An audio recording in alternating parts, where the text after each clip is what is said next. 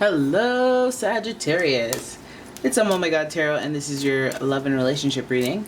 We're going to have a look at the astrology cards and figure out what in the hey, who's vibing with the Sagittariuses, and then we'll do a spread. So if you haven't already, please subscribe to my channel. Love it over. You're going to love it over here, right? You like flowers? You like selenite? You're going to love it. All right, so let's have a look. Sagittarius, who that? Who do you guys know who that is? It's Taurus. It's Taurus. So you guys have Tauruses up in the love bubble. Okay, they're at least in the interest zone. Taurus energy vibing with the Sagittarius. I like it. I'm not mad about it. Some of you guys are like, no, not that again. And some of you are like, okay, bring it. Your next sign is Pluto. Okay, so Pluto placements, Pluto planetary placements. We're talking Scorpio. We're talking Scorpio. And some of you guys vibe with Scorpios. You guys are just close enough. Right next to each other. You're cusping. So you have some relatable vibes. And Scorpio and Taurus are actually polarity. They have, they're either hit or miss with each other. The vibe is either exactly the same or exact opposite type thing.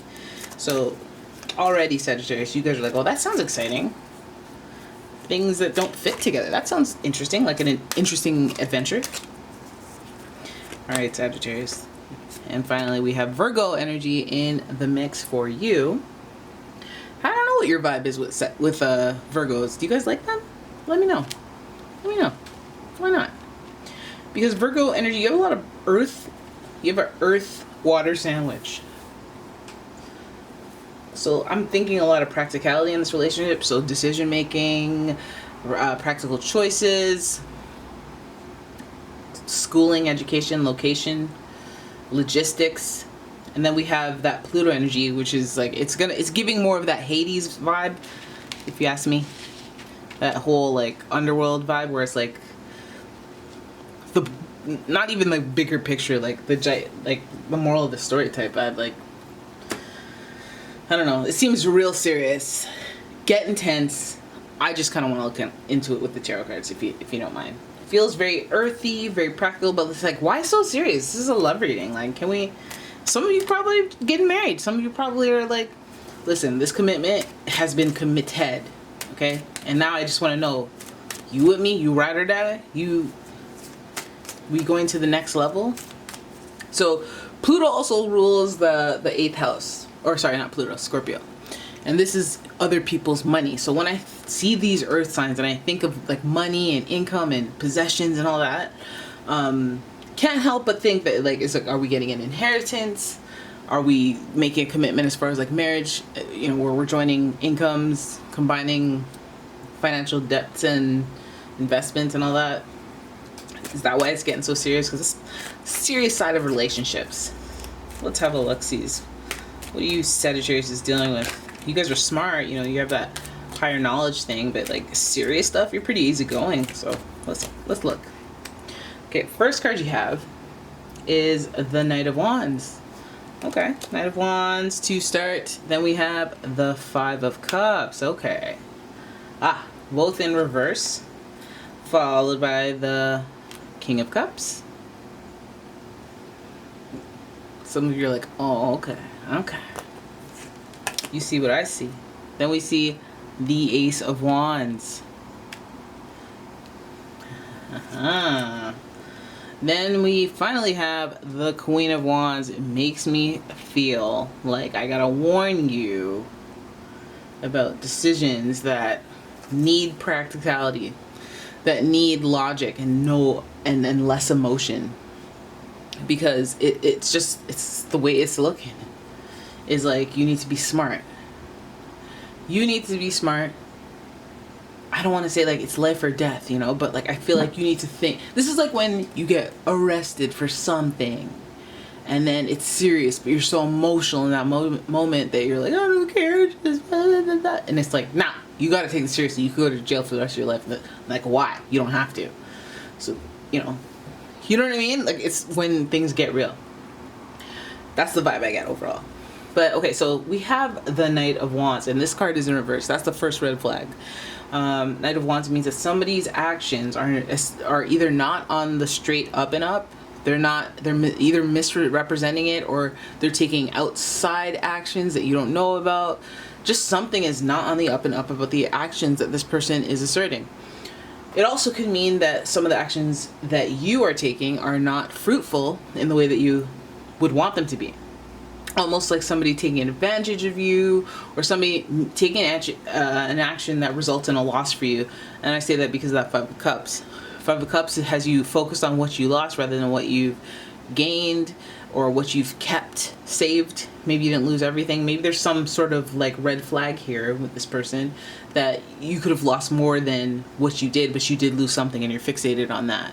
So maybe it's like you could have lost a relationship with this person, but if you stayed with them, you could have lost a lot more, because you don't know how scammy this person is, or if they'd ever level up and grow and transform, and become the person that they need to be successful. You'll never know if it's just they stole something from you and they could have stolen a lot more, or it could have went on for a lot longer. But it feels like that's kind of the situation here with this person to start to highlight.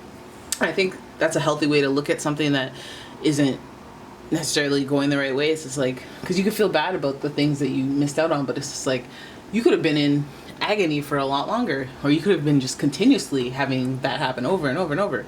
You know, like, knowing is half the battle. So I think that there is a lot of emotional intelligence needed to kind of handle those feelings as it relates to this person. Some of you fixated on someone who did you dirty. And I feel like you're focusing on the hurt, but I feel like you're not really thinking about the good. And as much as I want to be like, there's something left behind, I feel like that might be your gateway into reconciliation with somebody who does you dirty, or like not being able to, like that limerence thing where you can't stop thinking about this person, so then therefore you think that there's meaning for you to keep thinking about this person. And it's like, no. They do you dirty. They're cut from the storyline. All right? Even if it's temporary, you have to recalibrate. Not be like, okay, I'm good. Actually recalibrate to where you know fundamentally what your boundaries should be after the fact. Okay, so King of Cups, it shows emotional intelligence needs to be exercised within the situation.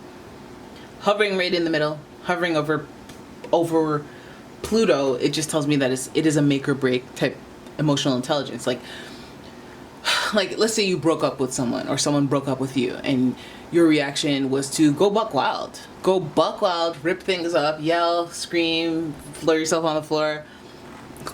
Think about 5 years after that. Let's say you both just happen to be single. Is that person returning to the flipping out person, or the person that just left it quietly and did the grieving on their own, did the reaction on their own, and just, you know what I mean? Like, not that you want somebody who's just up and out of your life, but I'm saying, like, managing your reaction, exercising emotional intelligence, can work in your favor all the way in the future. And that's when you think from a broader perspective. So, and also just mastering your emotions.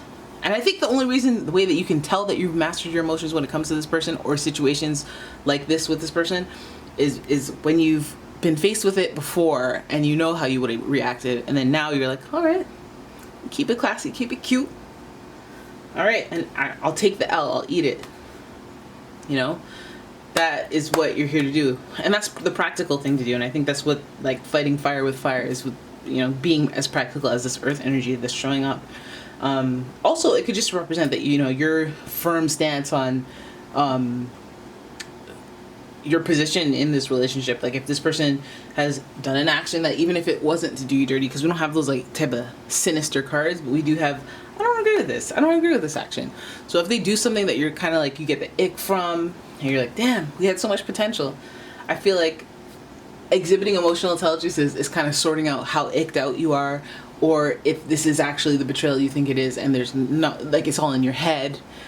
Either way, you're exercising emotional intelligence to process what this is, and kind of maneuver your way through this hiccup that is the Five of Cups, where you're fixated on the negative, or a loss, or just something just not serving you emotionally. So with this person, again, maybe they're gonna make you feel bad in some way, and then you're gonna pick yourself up and realize that that's not that's just you projecting, or that's, you know, having to evoke the emotional intelligence energy from within.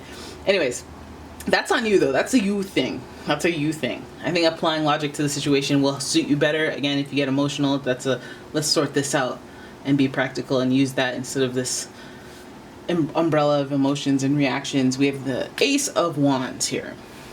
Interesting that they put a face on that, but Ace of Wands is in reverse. So there's a failure or a delay to an action, to start something up, to initiate something. That could let you linger, leave you wondering. Again, like I mentioned, these interactions, they lead somewhere. Like these are seedlings.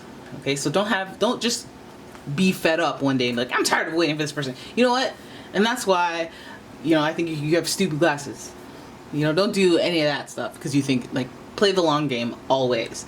Ace of Wands, I feel like the focus is like there's a lack of initiation on this person's end. It could be on your end. Maybe they're waiting for you to initiate something and you haven't done that either.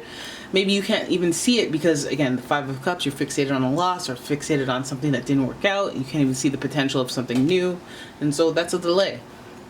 You know, or they could see you focused on somebody who's bringing you down energetically and then be like, this ain't the right time. I gotta delay until this person's relatively over this person, or you know what I mean? Like there's a delay in initiating the new chapter, the new path. And I think that, again, I feel like a lot of it is on you. A lot of it's on you. We have the Queen of Wands, and that Queen of Wands is more about that internal passion. Wants that passion ignited. What is that passion to you? Who can ignite that passion to you? Because I feel like some of you have that. Like, what is that? What does that look like? Have you written it down? Do you know what that is? Or is it just the vibe that you go with and it can look like anyone or be like anyone? Because it's probably something that you could probably write down, you know. Excuse me.